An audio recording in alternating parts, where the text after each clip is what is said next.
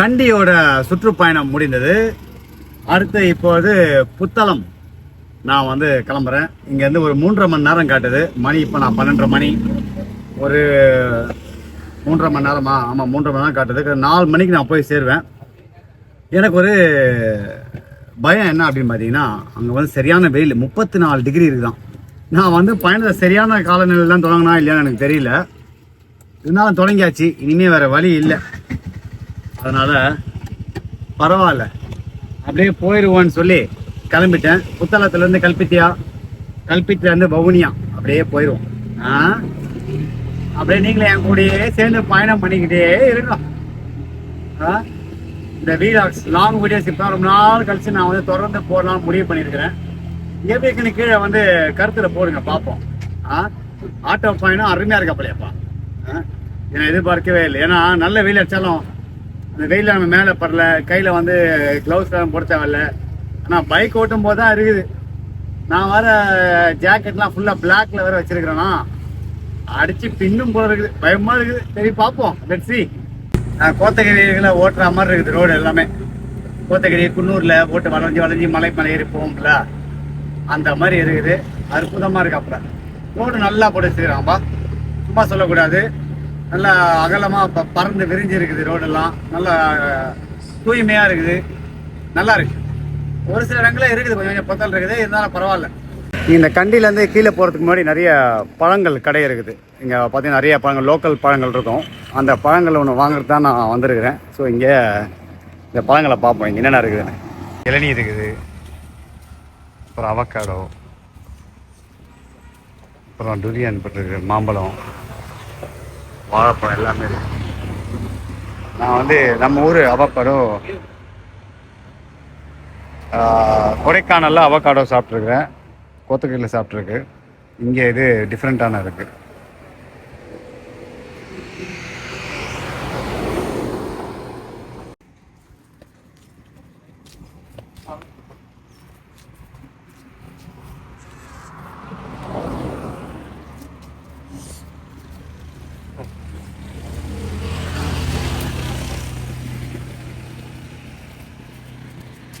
வந்து இளநீர் குடிக்கலண்ணா எப்படி?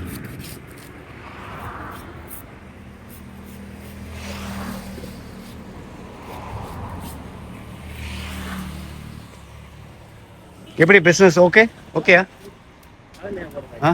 இது சீசன் ஏப்ரல், அடுத்த மாசம் தான் சீசன். இப்போ பிஸியா? அப்போ பிஸியா. ரைட்.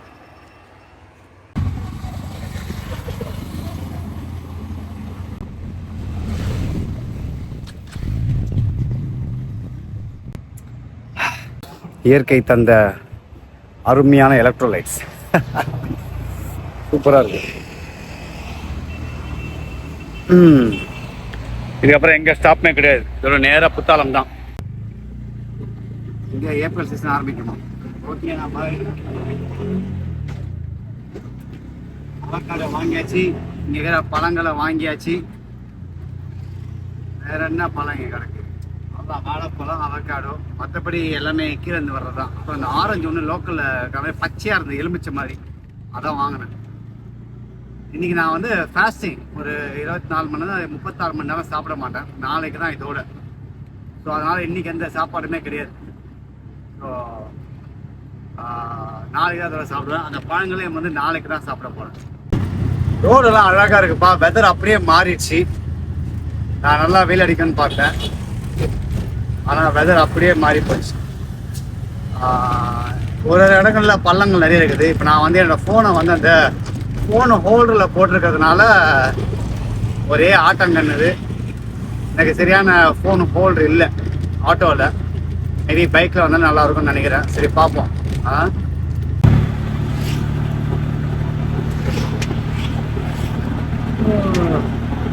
நல்லா தூக்கம் வேறு வருது. நேற்று வேறு சரியாக தூங்கலையா, அதனால் நல்ல தூக்கம் வருது. அது மட்டும் இல்லாமல் அதிகமாக வெயில் இருக்குன்னு பார்த்தா வெயிலே இல்லை. நல்லா சூப்பராக இருக்குது வெதரு. ரோடு செம்மையாக இருக்குது, அழகாக இருக்குது. இந்த ட்ரிப்பு எப்படி இருக்கு பார்த்தீங்கன்னா ரோடு தரமாக இருக்குல்ல. நம்ம ஊர் சவுத்தில் ஓட்டுற மாதிரி இருக்குது ஊர் ரோடு. மேக்ஸிமம் 50 60 50 60 அப்படி தான் ஓடிட்டு இருக்கேன். பாரு இது வந்து கட்டு கஸ்டோட்டா, அப்புறம் குருநாகலை அதோட ஹைவே. இது நல்லா இருக்கு. இது நேராக புத்தாலம். நான் இன்னும் வந்து ஒரு 1.5 மணி நேரத்தில் புத்தாலம் போய் சேர்ந்துருவேன். இந்த ஆட்டோவை கொடுக்கும்போது அந்த முன்னாடி இருக்கிற ஷீட் வந்து கொஞ்சம் ஆடும் அப்படின்னு என்ன சொன்னாங்க. இப்போ உங்களுக்கு சத்தம் கேட்கல, கொஞ்சம் வேகமாக தான் இருந்தா கேக்குதா? அந்த சத்தம் வந்து ஒரே அநாயங்கா இருக்கு, எரிச்சலா இருக்குது. கேக்குதா? டக்கு டக்கு டக்கு டக்குன்னு. அது ஒண்ணுதான் இப்ப குறை. தக்காளி அந்த வீட்டுல ஒரு டபுள் சைட் டேப் ஒன்று இருக்குது, வாங்கி மொத்தத்தை தேய்ச்சி அடிச்சு விட்டு போறேன். அப்பா சரி வரும்னு நினைக்கிறேன். இல்லைன்னா அந்த சத்தம் ஃபுல்லா நம்ம வந்து தலைவலி வந்துட்டே இருக்கு. இந்த பாருங்க, கேக்குதா உங்களுக்கு? இருந்தாலும் ரைடு வேற மாதிரி. இங்க பாருங்கப்பா ரோடு எந்த மாதிரி இருக்குன்னு. அருமையா இல்ல? சூப்பரா இருக்குப்பா. இந்த என்ன சொல்ற, கண்டியில இருந்து குருநகலா வழியா வந்து அங்க இருந்து இந்த புட்டாளம் போற வழி இருக்குல்ல, அது முழுக்க இப்படித்தான் இருக்குது.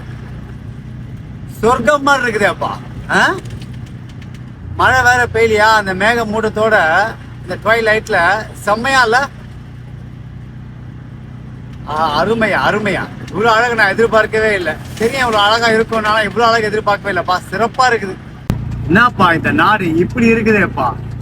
கண்டியில இருந்து புத்தகத்துக்கு தான் வந்தேன், அதுக்கே சொக்கிட்டேன். எவ்வளவு இயற்கை அழகு தெரியுமா? நம்ம ஊர்ல ஒரு இடத்துக்கு ஓட்டினா சில இடங்கள்ல வந்து வறண்ட இடங்கள் இருக்கும், நிறைய கட்டடங்கள் இருக்கும். ஆனா இங்க அப்படி இல்லையேப்பா.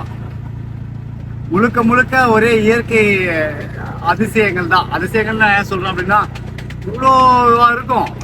அன்பிலியபிள். ரொம்ப என்ஜாய் பண்ணி நான் போயிட்டு இருக்கிறேன். இதுக்கே எப்படின்னா இன்னும் யாழ்ப்பாணத்துல அப்படி போயிட்டு மேபி யாழ்ப்பாணத்து வித்தியாசமா இருக்கலாம். இன்னும் அந்த பக்கம் கிழக்கு பகுதிகளில் இன்னும் வித்தியாசமா இருக்கும்னு நினைக்கிறேன், இன்னும் அழகா இருக்கும்னு நினைக்கிறேன். தெரியல, இதுக்கே நான் சொக்கிட்டேன். இங்கதான் புத்தளம் பஸ் ஸ்டாண்ட் இருக்குது இங்க லெஃப்ட்ல. அதுக்கப்புறம் தான் அங்கே கடைகள்லாம் வரும் போகுது. மெயினா புத்தளம் மார்க்கெட்டு.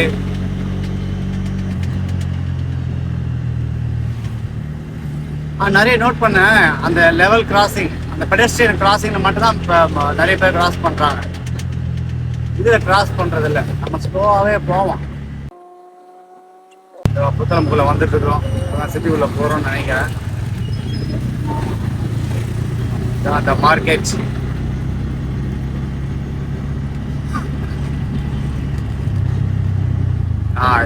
இதான் மெயின் ஏரியான்னு நினைக்கிறேன். மார்க்கெட் எல்லாம் இருக்குது, நிறைய கடைகள் இருக்குது, ஆட்டோங்கள் இருக்குது. இதான் புத்தளமோட மெயின் ஏரியான்னு நினைக்கிறேன்.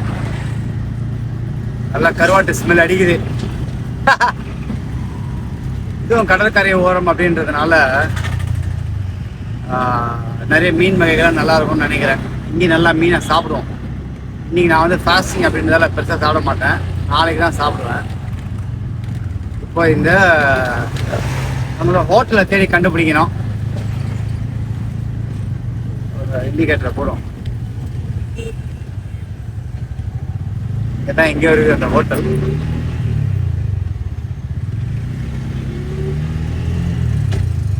டவுனுக்குள்ளே இருக்குதா? ரைட், இதான்ப்பா புத்தளம்.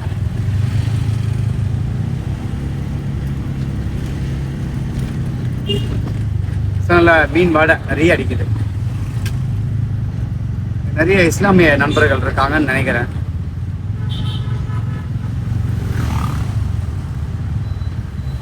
ஓகே, புத்தளம் வந்துட்டோம். நான் வந்து ஒரு ஹோட்டலோட பேர் போட்டேன், அந்த பேர் வராம வேற எதுவும் காட்டுது. இப்போ நாம வந்து கூகுளில் தேடி பார்க்கணும் அந்த பேரை போட்டு. இங்க இந்த மேஸ்டா வண்டிலாம் இருக்குதுப்பா, நம்ம மாதிரி இருக்குல்ல, அதான் மேஸ்டா வண்டி. நான் வந்து கேனடா மட்டும் தான் பார்த்துருக்குறேன். இங்கே நிறைய பிராண்ட்ஸ் வந்து நான் இங்கே பார்த்துட்டு இருக்கிறேன். நல்லா இன்டர்நேஷ்னல் பிராண்ட்ஸ் எல்லாம், நிறைய 2 சிலிண்டர் பைக்ஸ்லாம் அசால்ட்டாக இருக்குது.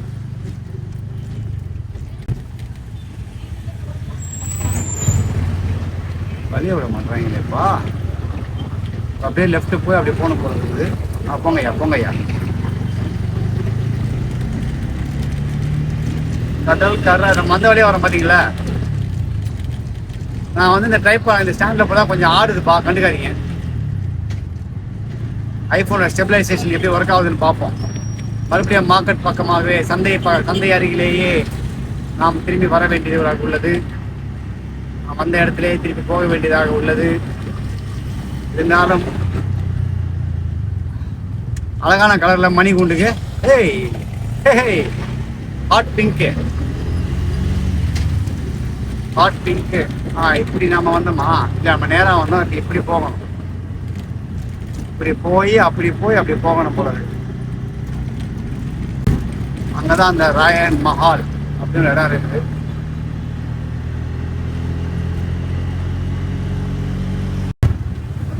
லெஃப்ட் தான் காட்டுது.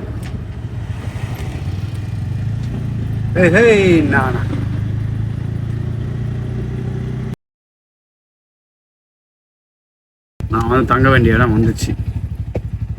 அப்புறம் உள்ள போய் சொன்ன மாதிரி இங்கே நிறைய எல்லாமே இஸ்லாமிய நண்பர்கள் தான் நினைக்கிறேன். அதனால உள்ள போய் முதல்ல பார்த்துக்கலாம். ரூம் எது முதல்ல பார்த்துக்கலாம். தமிழ் பேசுவாங்களான்னு தெரில. தமிழ் பேசுவாங்க தான் நினைக்கிறேன். பார்ப்போம்.